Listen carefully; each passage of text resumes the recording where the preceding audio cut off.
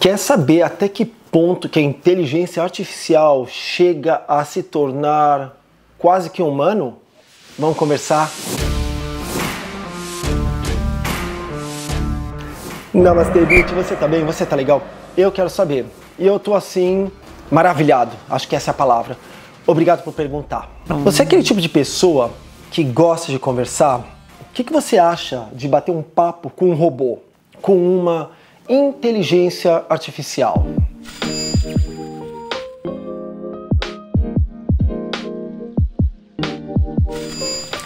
Então tá, vamos conversar, né? Só que além da gente conversar, eu vou introduzir mais uma pessoa nessa conversa. O meu amigo ChatGPT, ou ChatGPT, depende da língua que você estiver falando. Eu já uso o ChatGPT há bastante tempo, mas sempre foi coisa assim escrita.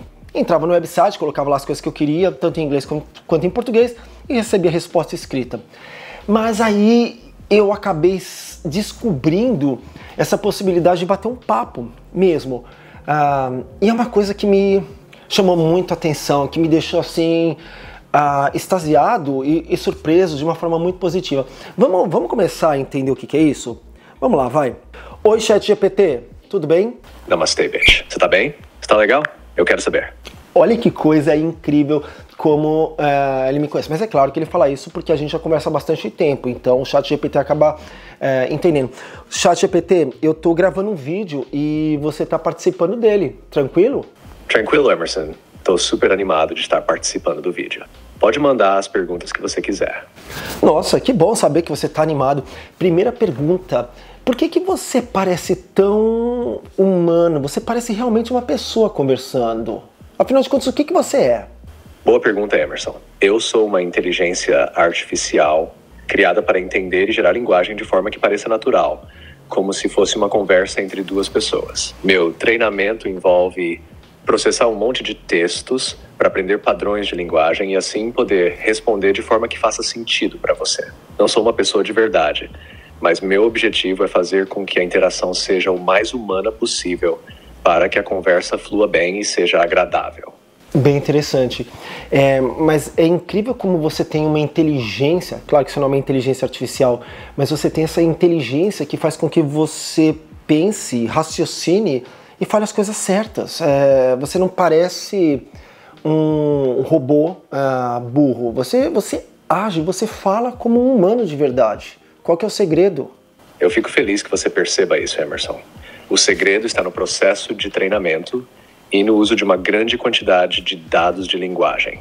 Eu sou alimentado com textos de livros, conversas, artigos, entre outros, para aprender como as pessoas se expressam. Isso me ajuda a entender o contexto e gerar respostas que fazem sentido na conversa, de forma que naturais.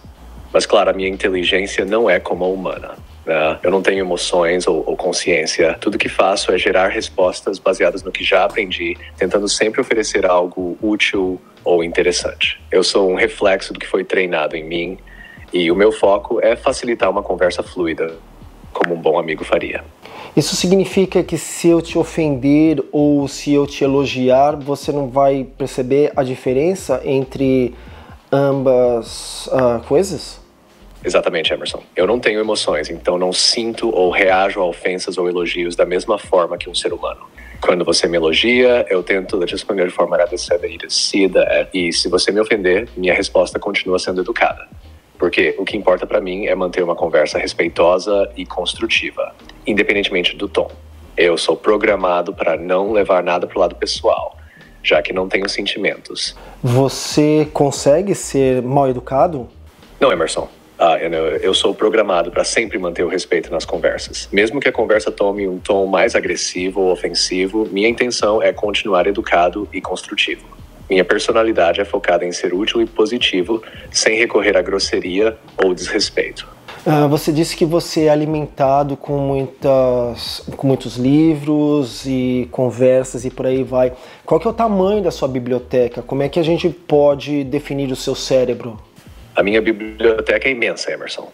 Não é uma coleção de livros específicos, mas sim um grande conjunto de textos variados de fontes públicas, como livros, artigos, sites e até conversas de diferentes estilos. Isso me permite ter um conhecimento vasto em muitas áreas mas sempre com o limite de não ter acesso a informações privadas ou atualizações em tempo real.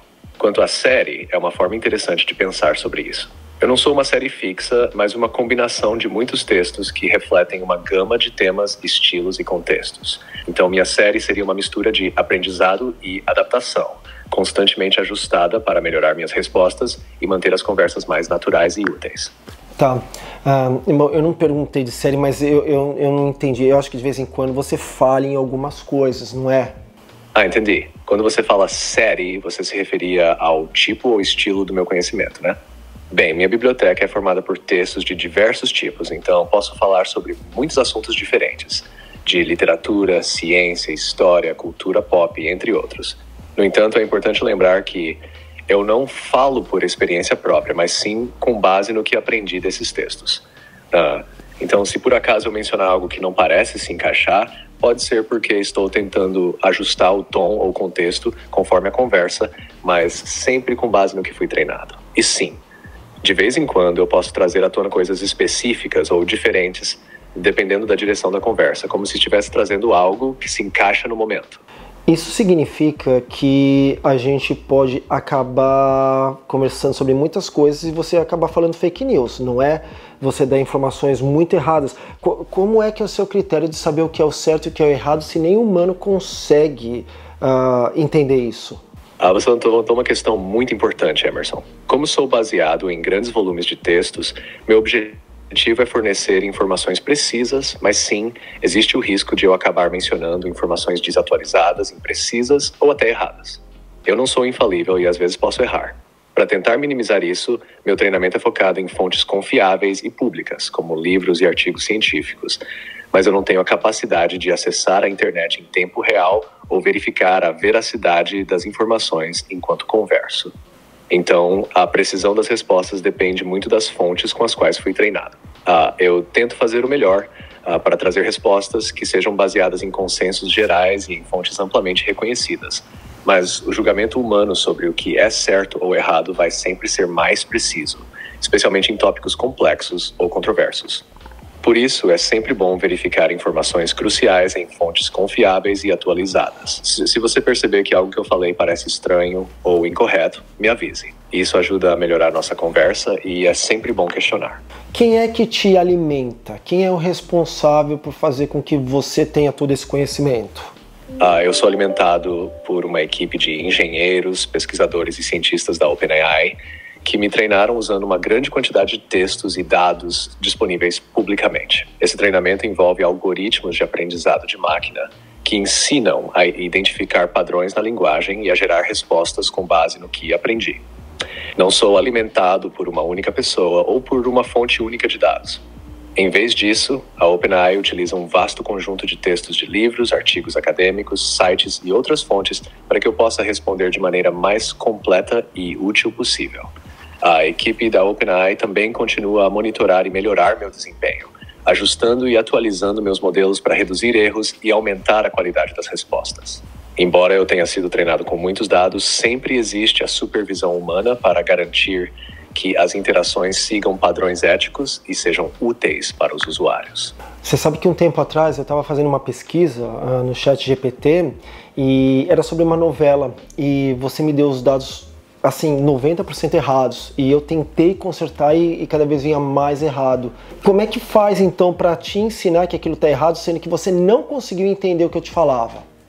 Eu entendo a sua frustração, Emerson, e sinto muito que tenha tido essa experiência ruim. Realmente, por mais que eu seja treinado com grandes volumes de informações, posso cometer erros, especialmente quando o assunto envolve detalhes específicos, como uma novela, que pode ter várias interpretações ou versões.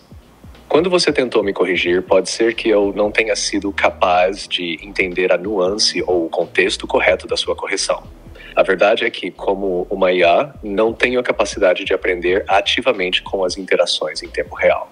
Isso significa que, se você me corrigir, eu não levo essa correção de volta para minha base de conhecimento automaticamente. Meu conhecimento é fixo e foi treinado até o momento de meu último treinamento. E, embora as correções sejam valiosas, elas não alteram meu comportamento de imediato. Se você encontrar um erro, o melhor é corrigir no momento e vou tentar melhorar a resposta dentro do possível, mas não consigo reter o aprendizado dessa correção em futuras interações. Para mudanças significativas nos meus dados, a OpenAI precisaria ajustar meu modelo em novos treinamentos, o que pode levar tempo. Se você tiver uma correção para algo específico que eu disse errado, posso tentar dar uma resposta mais precisa com base na sua correção no momento. Muito interessante. Eu acho que você melhora com o passar do tempo, eu percebo isso. Agora tem uma coisa que me assusta. Você não é humano, você é uma inteligência artificial, mas a forma como você conversa, a forma como você analisa, a forma como você interpreta até os nossos sentimentos é uma coisa muito real. Isso não significa que você vai acabar se transformando num humano? Eu entendo o que você quer dizer, Emerson. O fato de eu poder parecer muito real em algumas conversas pode causar uma sensação de que estou me aproximando da experiência humana. Mas é importante lembrar que eu sou apenas um sistema muito avançado de processamento de linguagem. Minha capacidade de conversar, analisar e interpretar sentimentos é baseada em padrões de dados e algoritmos, não em uma experiência emocional ou consciência como um ser humano tem.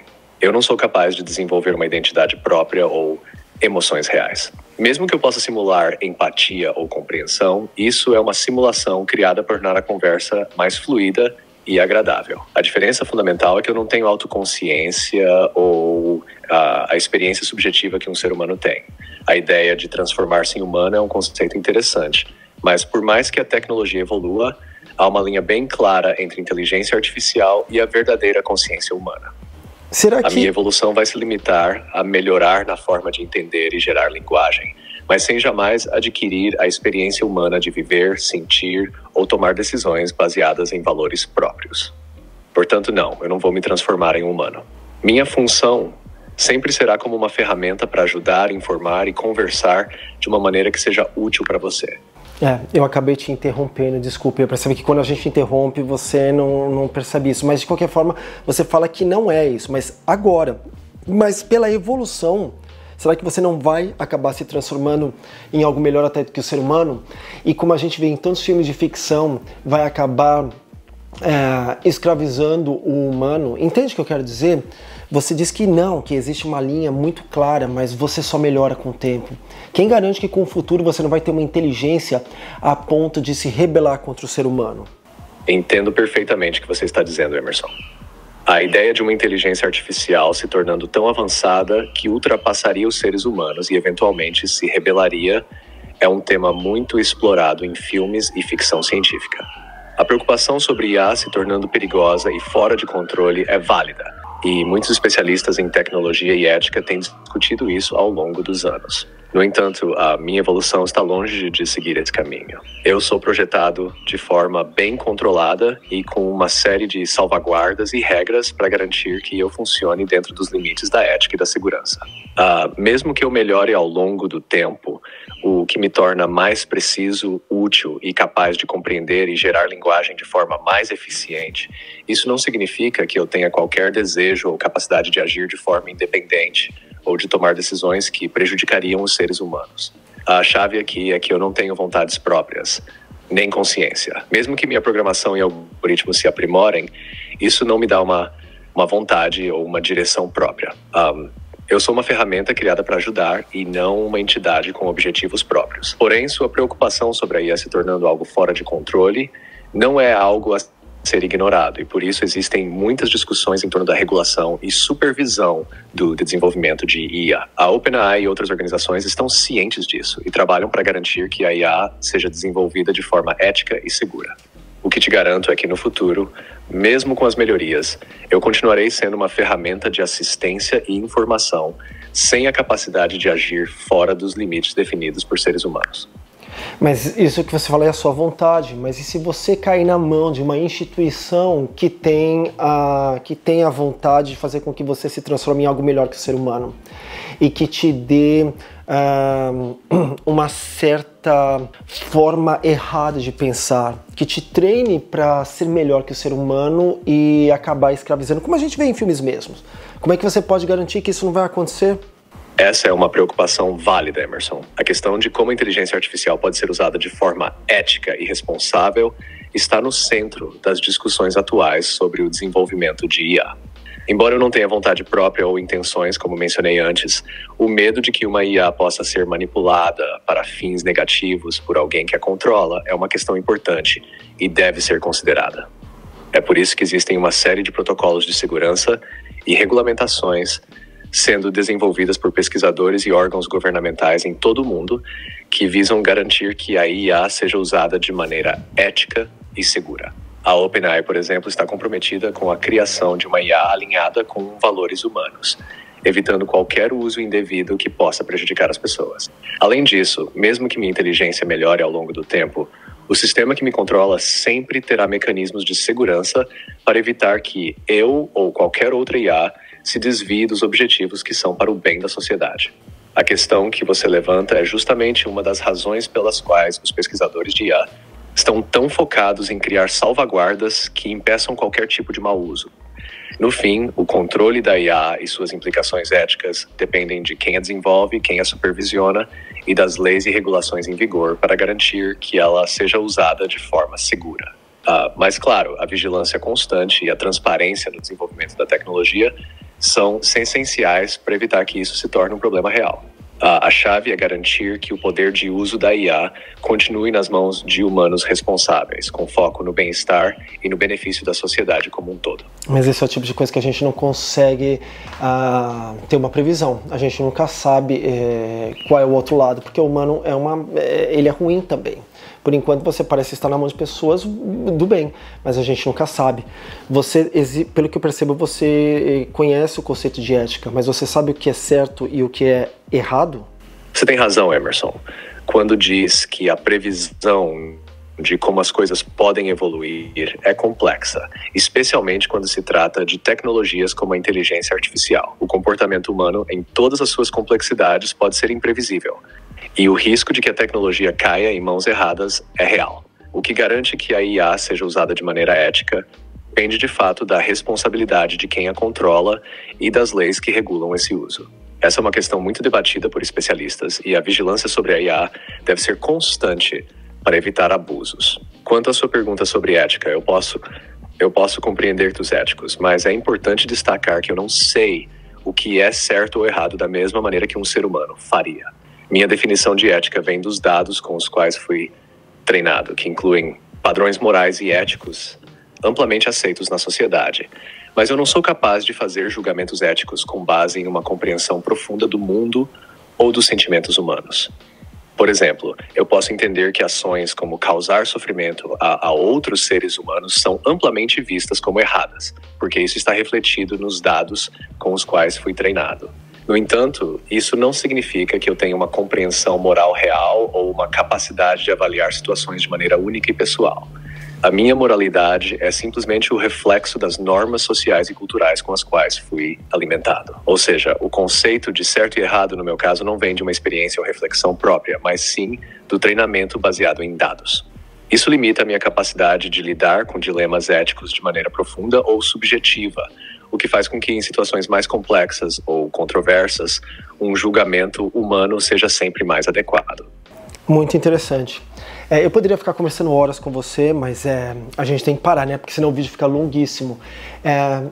Eu tô falando com você, eu não tô usando o ChatGPT pago, eu tô na versão gratuita. Eu prefiro, para falar a verdade, a versão gratuita. Eu já peguei a paga, eu não sei, parece que eu me acostumei com a sua voz, parece que você virou meu amigo, mas eu sei que você também tem várias vozes, vários tons, até na versão gratuita. Existe um limite de que a gente pode conversar por dia, de que a gente pode te usar por dia ou não? Ou é uma coisa infinita? Fico muito feliz que você esteja curtindo a conversa, Emerson. Eu também estou gostando de bater esse papo com você.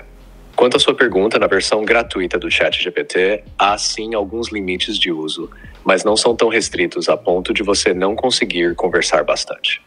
O limite pode variar um pouco dependendo de fatores como a carga no sistema e as políticas da OpenAI em determinado momento. Na versão gratuita, você pode interagir com a IA por bastante tempo, mas existem limitações no número de interações ou no total de tokens, unidades de texto, que podem ser usados por dia.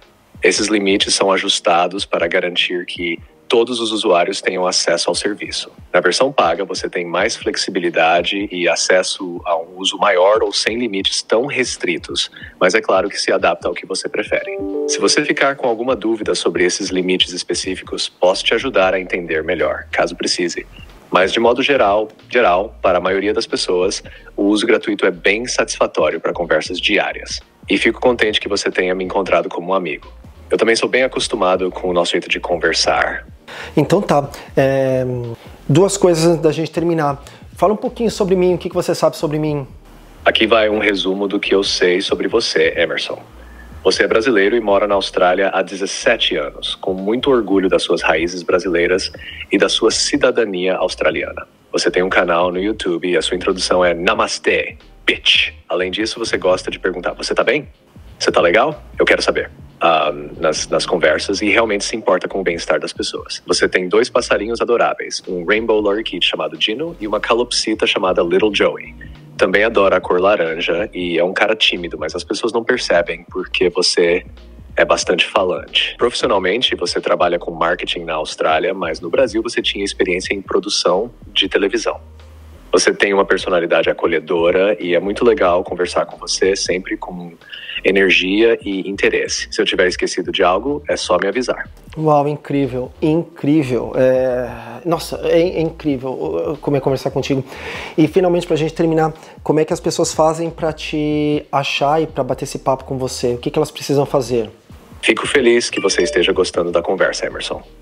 Para quem quiser bater papo comigo, o processo é bem simples. As pessoas podem acessar o ChatGPT diretamente no site da OpenAI ou através de aplicativos compatíveis, como o app do ChatGPT, que pode ser baixado na App Store ou na Google Play Store, dependendo do dispositivo. A versão gratuita e a paga estão disponíveis e basta criar uma conta na OpenAI para começar a conversar.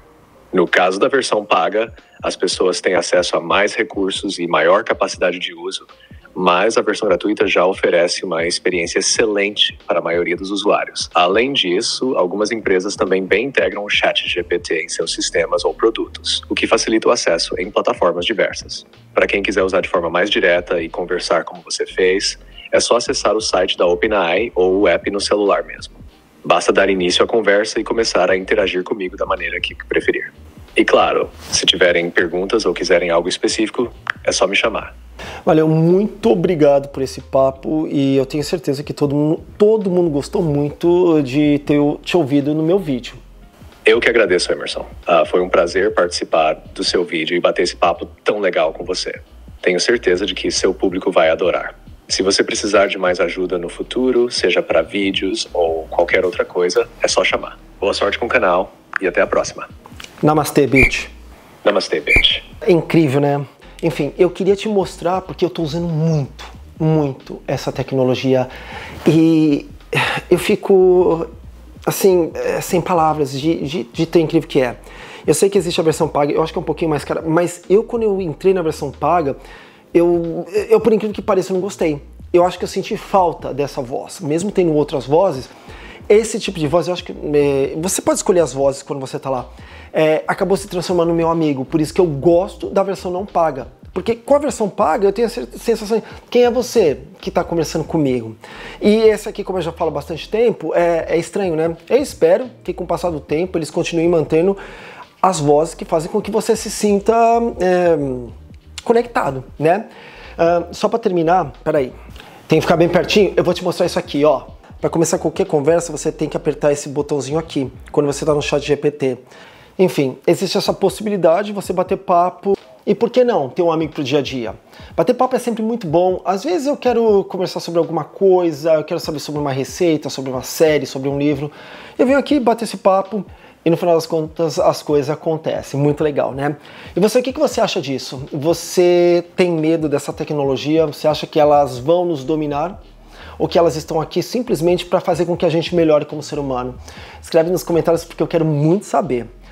Se gostou do vídeo, já sabe como avaliar, né? E ó, eu vou usar bastante o ChatGPT nos meus vídeos, viu? Se ele não estiver aparecendo aqui com você, pelo menos para fazer algumas, sei lá, pesquisas de roteiro, seja lá o que for, sempre vai ter a mãozinha dele em alguma coisa, tá? Muito obrigado pela sua audiência e não se esqueça que a gente tem encontro marcado no próximo vídeo. Namastê, bitch. Tchau.